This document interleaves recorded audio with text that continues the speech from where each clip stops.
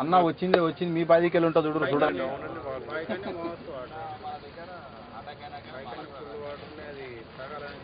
అన్న వచ్చింది మీ 10 కిలో ఉంటుంది చూడు చూడండి.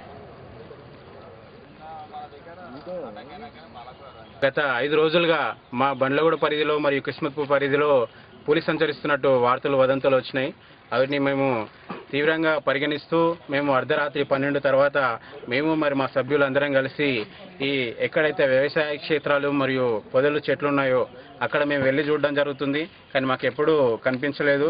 కాకపోతే శనివారం రోజున అర్ధరాత్రి టైంలో మా వ్యవసాయ క్షేత్రం మా బండ్లగూడ జాగిరిలో ఉన్నటువంటి వ్యవసాయ క్షేత్రం దగ్గర చిన్న లేగదూడని చంపిన ఆనవాళ్ళు కనిపించినాయి.